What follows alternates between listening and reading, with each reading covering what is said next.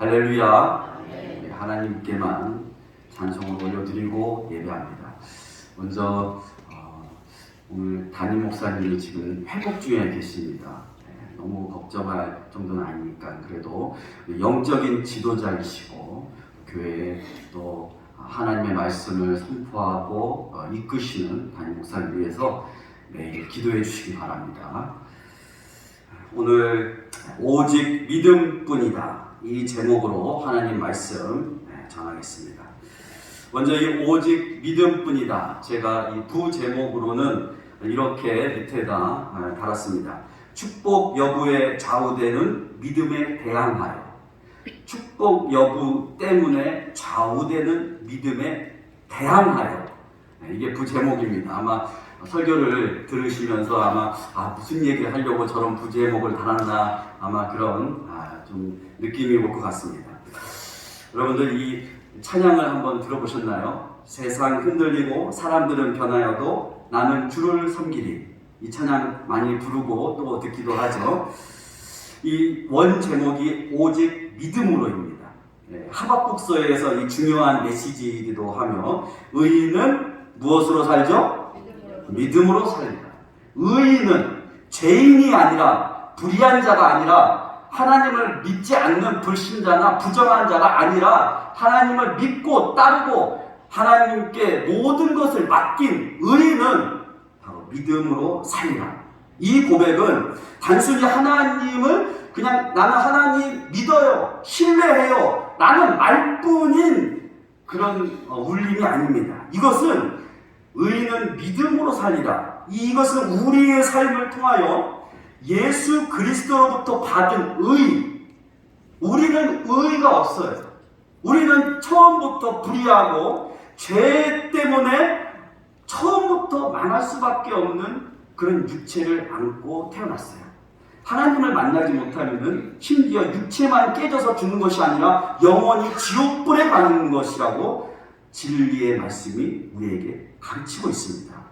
때문에 이 믿음으로 살리라라고 하는 것은 예수 그리스도의 그 의를 우리가 받아서 그 의를 믿음으로 살아내야 한다는 것입니다.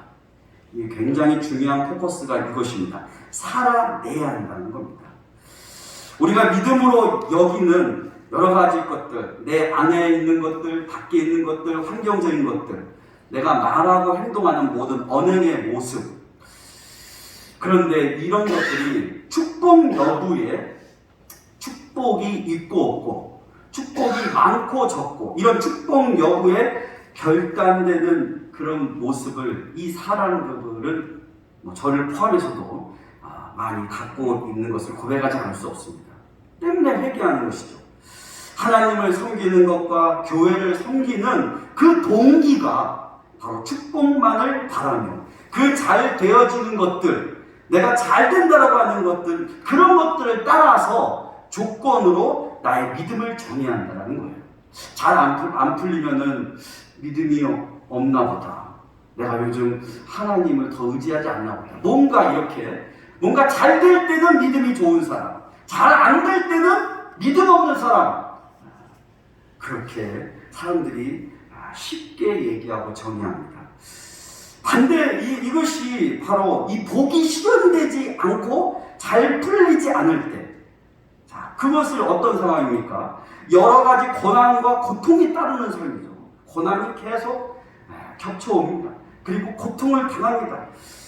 그러면 공의로우신 하나님께 이런 고난과 이 고통의 환경에서 정당한 믿음의 고백을 하지 못하는 모습, 이 나약함을 우리는 숨길 수가 없어요.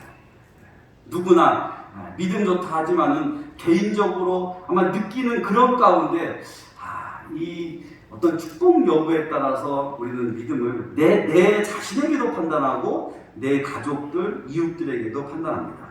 자, 그런데 우리 사람도 잘 알지만은 오늘 이 기서를 읽으면서 이 본문을 풀어나갈 텐데요. 인간의 속성을 사탄은 너무나 잘 알고 있습니다. 여기 사탄의 존재를 혹시 부인하거나 아직 너무 초신자여서 모르시는 분이 없으시겠죠. 그러면 사탄의 존재, 욥기서에도 나오고 또 다른 성경에서는 우리에게 끊임없이 미혹받지 말라, 유혹받지 말라. 너희의 싸움은 영적 싸움이고 너희의 심지어 육체까지도 넘어뜨릴 수 있는 것에 사단의 영들이 역사한다고 분명히 말씀하고 있어요. 하나님께서 욥을 계속해서 칭찬함에도 불구하고 사탄은 욥이 하나님을 섬기는 동기가 끊임없이 바로 축복을 바라는 그것을 이제 사탄이 이기심이라고 하는 거예요. 그 믿음은 너무 이기적인 믿음이다. 이기심이다라고 사탄이 계속해서 고발하고 있는 것입니다. 자, 이와 같은 비방은 틀림없이 지금 사탄이 욥에게만 하는 그러한 고발이 아니라 지금 오늘 우리에게도 사단은 분명히 존재하고 있고 내 주변에서 역사하고 있습니다. 사탄은 지금도 우리 주변에서 우리 신자들을 향하여 하나님께 고발하고 있는 것이에요. 저 사람 믿음 진짜입니까? 가짜 아닙니까? 저 사람 축복에 따라서 믿음이 좌우되는 믿음 아닙니까? 하나님이 나를 도와주시고 나를 치료해 주시고 부유하게 만들어 주심으로 그분을 믿는다고 하는 사람들, 바로 현대에 어쩌면 우리 내 모습 속에 내 가족들의, 내 형제들 그런 모습들이 있는 거예요. 반대로 얘기해 볼까요? 하나님이 도와주시질 않아요. 아무 응답이 없어요. 대답하지 않으세요. 나를 치료해 주시지 않아요. 내 고통이, 내 질병이 오래가고 있어요. 나를 부유하게 만들어주지 않아요. 너무 갑갑하게 너무 이렇게 사는 이 생활 속에 우리가 하나님에 대한 믿음이 실추되고 때로는 하나님을 향한 신뢰감이 떨어지고 있다는 겁니다. 자, 그런데 오늘 본문 등장하는 욥은 그러하지 않았습니다. 욥은 그러하지 않았어요. 그의 믿음은 축복 여부에 좌우되지 않았어요. 영광과 존귀와 경배를 받으시기에 합당하신 하나님을 끝까지 신뢰하였습니다. 자, 이것을 다니엘의 세 친구도 이것을 아주 잘 본문에서 드러내고 있어요. 다니엘서 3장 17절 18절인데요. 제가 봉독하겠습니다. 왕이여, 우리가 섬기는 하나님이 계시다면 우리를 맹렬히 타는 풀무불 가운데서 능히 건져내시겠고 왕의 손에서도 건져내시리이다. 그렇게 하지 아니하실지라도 왕이여, 우리가 왕의 신들을 섬기지도 아니하고 왕이 세우신 금신상에게 절하지도 아니할 줄을 아옵소서. 아멘. 붉은 글씨로 써놨죠. 그렇게 하지 아니하실지라도. 자, 하나님이 도와주시면은 지금 이 죽음을 면할 수 있어요. 하나님이 도와주시면은 치료되고 내가 삶이 더 윤택해지고 지금 이 풀무불, 이 불 가운데 처형당하기 직전이지만 다니엘의 세 친구는 뭐라 합니까? 하나님이 나를 도와주시지 않아도, 치료해 주시지 않아도, 내가 지금 당장 죽는다고 할지라도 내가 우상을 절대 섬길 수 없다. 끝까지 믿음을 지키겠다. 욥의 이 신앙도 바로 이 신앙이었어요. 이 땅에서 삶의 조건이 변하는 것에 상관이 없습니다. 하나님을 신뢰하고 섬기는 것이야말로 성도의 바른 도리이기 때문입니다. 우리의 도리예요. 마땅히 행해야 할 바른 길이에요. 이렇게 성도의 바른 도리, 마땅히 행하지 않는 것은 바로 그릇된 길이겠죠. 잘못된 길. 그 신앙이 잘못된 거예요. 자, 이러한 신앙의 바른 자세를 오늘 지금 나도 가지고 있는 거야. 이것을 하나님의 말씀 앞에 나를 비춰야 됩니다. 등불이시고 빛이신 이 말씀 앞에, 예수 그리스도 앞에 나를 계속 조명해야 돼요. 성령으로 나를 조명해야 돼요. 이 신앙, 바른 신앙을 내가 갖고 있는 거야. 오늘 나에게 질문을 던지고 나의 신앙을 점검하기를 바랍니다. 과연 내 믿음이 결코 흔들리지 않는 어떠한 상황과 조건들이 격변하고 닥쳐와도 전적으로 하나님을 신뢰하는 믿음인가? 말씀을 통하여 깨닫기 원합니다. 그래서 오늘 제목을 오직 믿음뿐이다.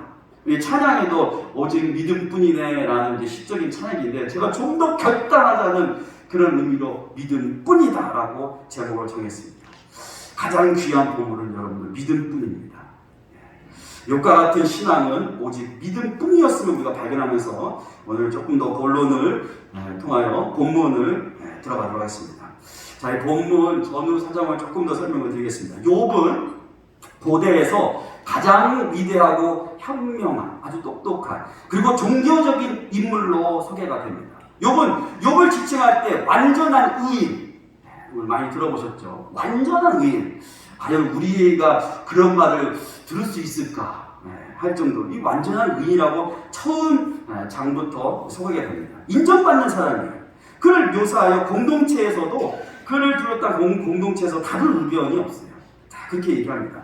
그의 이러한 완전함은 욥기 전체에서 굉장히 시각적인 논쟁도 많아요. 그래서 이 욥기서를 설교할 때에는 아주 다양한 각도로 설교를 할 수 있고 또 시각적으로 다양한 논쟁을 할 수 있고 이 욥기서가 굉장히 난해하다라고도 많이 얘기해요.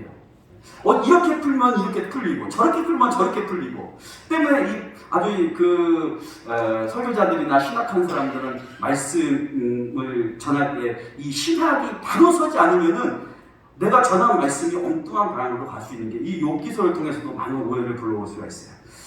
자, 그래서 1장에서부터 이러한 욥의 개인적인 소개가 나오고 특히 그의 완전성에 대한 설명이 있은 후 곧 이어서 자, 그게 완전하다, 완전한 의입니다. 그리고 나서 하늘에서 이제 그 회의가 열립니다.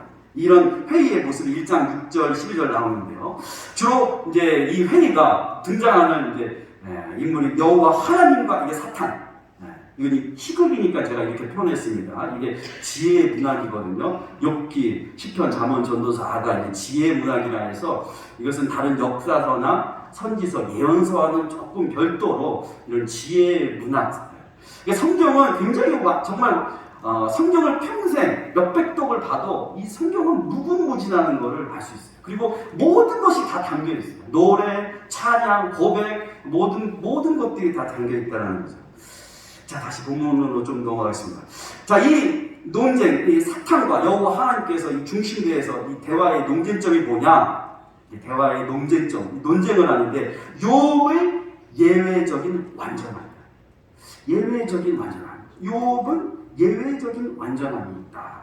자, 이 말이 무엇일까요? 이 예외적이라는 게 이제 일반적으로 이제 정해진 규칙에서 조금 벗어난 그런 얘기를 하는 건데 그의 완전함은 바로 좀 예외적이다. 자, 모든 인간은 축복과 저주라는 굴레 앞에 상황과 조건에 따라서 또 배반하고 배신하는 인간의 속성을 지금 이 사탄이 교묘하게 지적하고 있는 거예요. 자, 인간의 이런 간사함은 욥도 예외일 수 없다. 간사하다라는 거죠. 좋을 때는 우리 사람과의 관계도 그렇잖아요. 좋은 관계일 때는 그 관계가 유지되는데 어느 한쪽에서라도 뭔가 불이익이 있다거나 내가 조금 피해를 받았다거나 내가 뭔가 조금 상황이 바뀌면은 그 관계가 금방 끝나는 거. 인간의 간사함이죠. 배신, 뭔가 의리. 요즘 세상에 더 필요한 것 같아요. 의리와 정의. 그러나 이 사단은 인간은 그렇지 않다는 거예요. 요즘 항상 전쟁으로 시끄럽지만은 전쟁을 알면 알수록 그 유불리가 있거든요. 어느 한쪽에서는 어떤 이익을 때문에, 어느 한쪽도 어떤 이익 때문에, 우리도 겪은 전쟁이기 때문에 참 이 인간 세상에서 이 전쟁이 끊이 없다라는 거. 자, 이 사탄이 욥에게도 욥의 완전한 믿음이라는 것은 분명히 다른 사람들처럼 예외일 수 없다. 이 예외적인 완전함이라는 것은 그도 똑같다라는 거예요. 다른 인간하고 뭐가 다르겠느냐. 완전한 믿음이라고 하지만은 그도 똑같습니다. 그도 예외일 수 없어요. 같은 인간이지 않습니까? 그도 유불리에 따라서 좋을 땐 좋지만은 뭔가 상황이 바뀌거나 자기의 감정에 따라서 그 관계는 깨집니다. 하나님과의 관계가 깨진다는 거죠. 그러나 하나님은 욥을 인정하고 신뢰하고 있습니다. 욥에 대한 하나님의 전적인 신뢰에 대해서 이 사단이 욥의 그 진실을 계속 왜곡하고 그 흉악한 음모를 계속해서 하나님께 건의하고 논쟁하는 거예요. 욥이 아니다. 욥을 가지고 지금 하나님과 사탄이 지금 논쟁을 벌이고 있어요. 하나님께서 욥을 통한 그 도전을 근데 받아들이세요. 이 말씀에서 보면은 욥에게 직접적인 위에는 제외한 채 모든 재앙을 허락하십니다. 재앙이라는 것은 고통과 고난과 우리의 삶의 모든 어떻게 보면 희노애락이라고 하는 아픔과 모든 것들이 되겠죠. 하나님과 사탄의 대화가 중심되어서 계속해서 이어져 나가는데요. 전후 문맥을 조금 더 살펴보겠습니다. 하나님은 욥의 완전함을 확신하셨어요. 만약에 하나님이 욥을 놓고선 도박을 하듯이 제가 어떻게 될까? 하나님이 그러셨을까요? 제가 저렇게 있다가 날 배신할 거야. 날 떠날 거야. 쟤는 완전한 의인이라고 많은 사람들이 지켜 세우지만은 그래도 가짜이지 않을까? 하나님이 그러실 수가 없죠. 하나님이 말씀하실 때도 그래요. 마지막에 하나님은 욥의 완전함을 확신하시고 있었어요. 그러나 이 사탄은 이 승복하지 하나님이 말씀하는데도 끊임없이 부정하고 말씀에 그 승복하지 않는 게 사탄이에요. 사탄은 다시 하나님으로부터 목숨을 제외한 육체적인 고난을 욥에게 가할 수 있도록 허락을 받습니다. 그리고 마지막 장면 욥이 제 가운데 앉아 육체적인 질병으로 고통받는 모습이 묘사됩니다. 그리고 또 그 아내까지도 욥을 몰아세우고 욕하고 어떻게 보면 떠나는 거죠. 자, 그럼에도 불구하고 욥의 모든 재난과 고통, 고난, 모든 아픔 가운데서 욥의 경건은 지속된다라고 2장 7절, 10절 계속해서 나옵니다. 그리고 2장 11절 이후에 이제 그 세 친구들이 부대가 등장하면서 나오죠. 자, 이제 오늘 본문 이렇게 이제 앞뒤 문맥이 좀 그렇습니다. 그리고 욥기 2장 3절에서 본문 말씀인데요. 자, 제가 읽겠습니다. 여호와께서 사탄에게 이르시되 내가 내 종 욥을 주의하여 보았느냐? 그와 같이 온전하고 정직하여 하나님을 경외하며 악에서 떠난 자가 세상에 없느니라. 내가 나를 충동하여 까닭없이 그를 치게 하였어도 그가 여전히 자기의 온전함을 굳게 지켰느니라. 아멘. 자, 욥의 재앙에 대한 궁극적 책임을 지고 계시는 어떻게 보면은 여호와 하나님. 왜냐하면 그 여호와 하나님께서 허락하셨어요. 그런데 어떻게 보면 하나님이 허락하셨으니까 하나님이 책임지셔야 되잖아요. 그런데 하나님은 확신하고 계셨어요. 욥은 끝까지 자기 믿음을 지킬 것이다. 원래 우리 성도 우리가 하나님의 택함을 받아서 부르셔서 택함을 받은 우리 성도들은 하나님이 끝까지 우리를 견인해 가는 줄 믿습니다. 우리의 신앙이에요. 자, 이렇게 궁극적 책임을 지신 하나님께서 다시 사탄에게 얘기합니다. 욥의 온전하고 하나님을 경외하는 성품을 주목해라. 여기서 성품 바로 네 가지죠. 바로 온전하고 정직하여 하나님을 경외하며 악에서 떠난 자. 하나님의 완전한 의인이라고 하는 것은 바로 이거예요. 정직, 온전, 하나님을 경외하고 악에서 떠난 자. 하나님은 더욱 내놓하게 사탄을 대하십니다. 내가 나를 충동하여 까닭없이 그를 치게 하였어도 하나님은 이렇게 까닭없이 치게 욥이 아무 어떤 이유가 없는데도 너가 사탄이 치게 하지 않았느냐. 하나님은 사탄에게 욥 자신에게 일어난 모든 일 후에도 여전히 자기의 온전함을 굳게 지켰느라고 계속 지적하고 있습니다. 욥기 1장 20절 21절에서 이렇게 말씀하고 있습니다. 욥이 일어나 겉옷을 찢고 머리털을 밀고 땅에 엎드려 예배하며 이르되 내가 모태에서 알몸으로 나왔사온즉 또한 알몸이 그리로 돌아가올지라 주신 이도 여호와시요 거두신 이도 여호와시니 여호와의 이름이 찬송을 받으시리이다 하고, 욥의 상황이 얼마나 급박하고 너무 위급한지 표현하는 거예요. 욥의 슬픔. 그런데 그 슬픔 가운데 예배를 드립니다. 그리고 욥이 예배를 드리면서 신앙을, 믿음을, 그가 가지고 있는 믿음을 고백합니다. 이것을 전체가 진실하였다고 인정을 하고 있어요. 그러나 사탄은 그런 욥의 그런 상황에서도 하나님께 하나님이 인정받는 욥인데도 또 사탄이 공격을 하죠. 2장 4절에서 사탄이 여호와께 대답하여 이르되 가죽으로 가죽을 받고 오니 사람이 그의 모든 소유물로 자기의 생명을 바꾸올지라.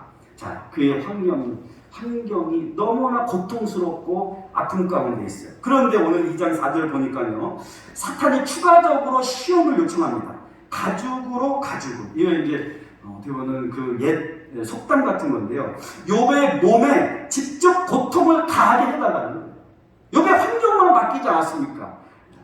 그러니까 소위 우리가 아직 건강하니까 재기할 수 있다. 모든 거 다 잃었어요. 다 잃었지만은 몸은 아직 건강한 거죠. 사탄이 추가적으로 이 가죽으로 이거 물건값을 짐승의 가죽으로 이거 치르던 그 베두인 사람들의 이 교육에서 나오는 그 속담인데요.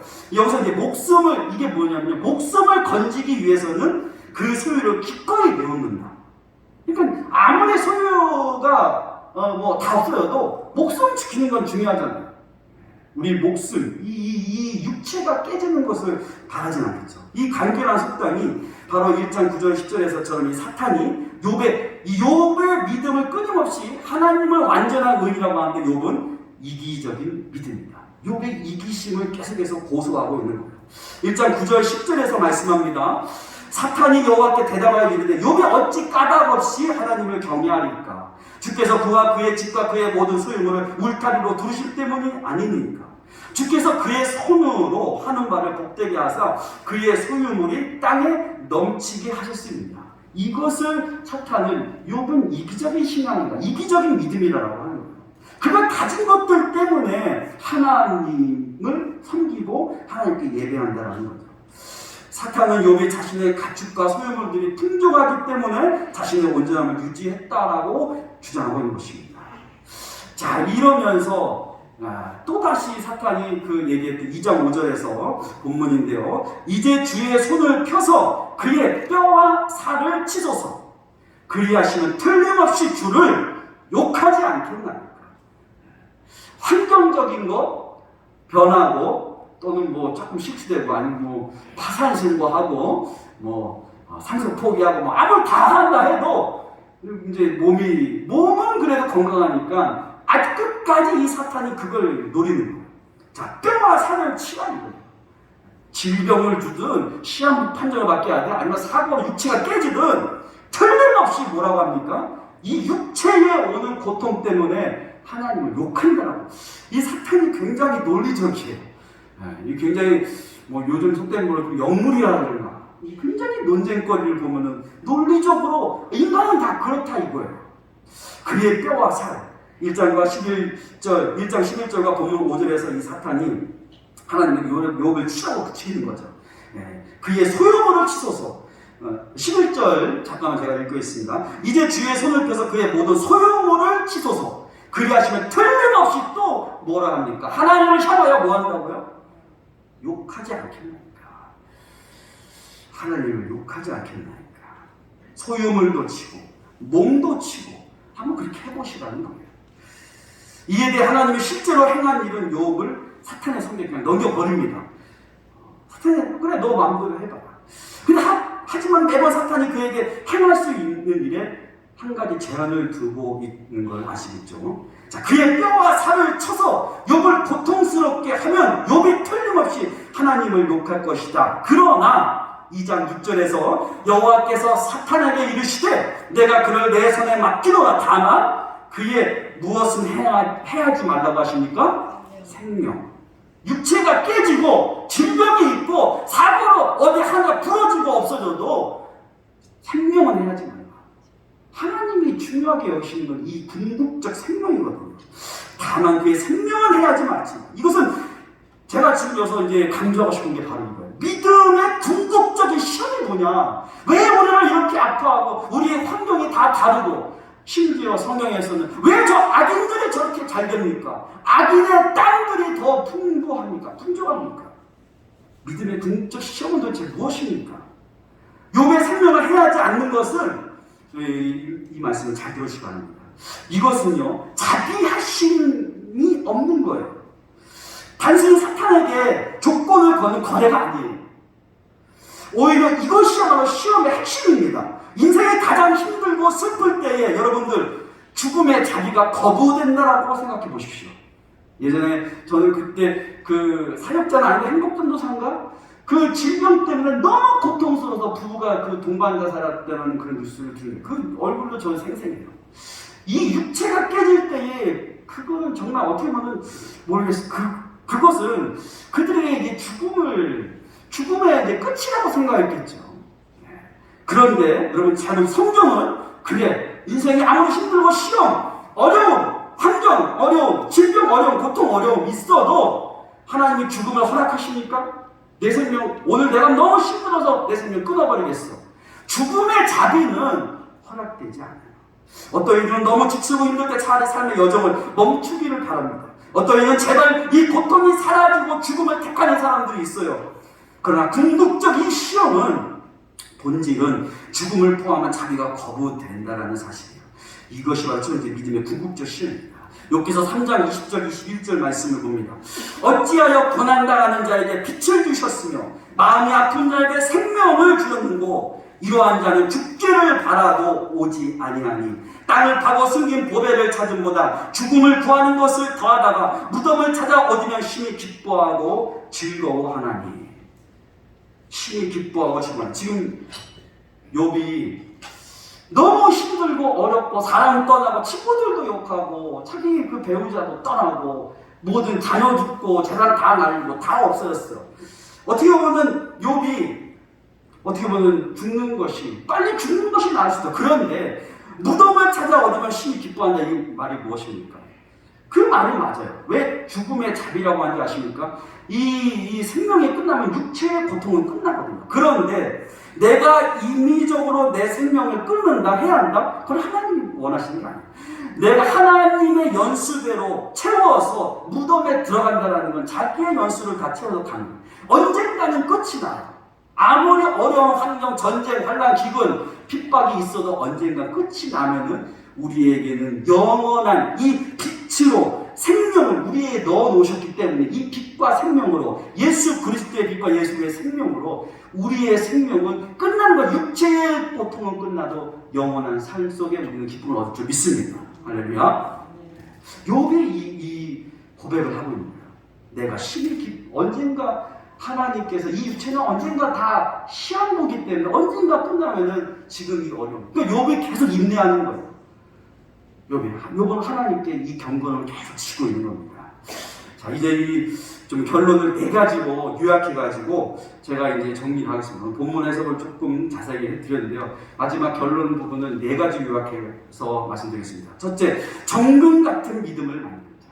정금 같은 믿음을 만들자. 믿음이 연약한 자는 자주 넘어지고 또 넘어지고 후회하고 또 넘어지고 후회하고 이런 반복적인 일에서부터 벗어나요. 나의 믿음에 대한 보다 확실한 의지를 가지고 있어야 돼요. 내 믿음을 어떻게 지킬 것인가? 환경 따라서 육체의 어떤 변화무쌍한 육체 때문에 매일 그런 내가 저도 지금보다 건강할 때가 있었는데 건강할 때만 회상하면서 지금 이것을 너무 괴로워하고 슬퍼한다? 그것은 정금 같은 믿음이라고 보기 좀 어렵지 않겠습니까? 확실한 의지, 내 믿음, 지금 내 환경, 내 상황, 사람들하고 비교할 것이 아니야. 내 환경, 내 상황에서 내 믿음을 어떻게 지킬 것인가? 계속하여 말씀을 묵상하고 기도할 때 성령님께서 도와주실 것입니다. 혹독한 고난과 시련 속에서 견뎌낸 신앙은 정금같이 단단하고 순전한 일을 믿습니다. 이것이 정금 같은 신앙이에요. 오늘 정말 믿음이 강하고 단단하고 정금 같은 신앙을 가진 사람 부럽지 않습니까? 여러분들 부모님 세대 때문에 혹시 사위나 며느리 그런 정금 같은 믿음이 들어온다면 우리 집안에 하나님 더 경외하지 않을까? 얼마나 그 부러운 믿음이에요. 그런데 참 이 소돔과 고모라 땅에서 의인을 10사람 찾기가 힘들었던 것처럼 요즘 이런 이 정금 같은 믿음 가진 사람 찾기가 너무 힘든 거예요.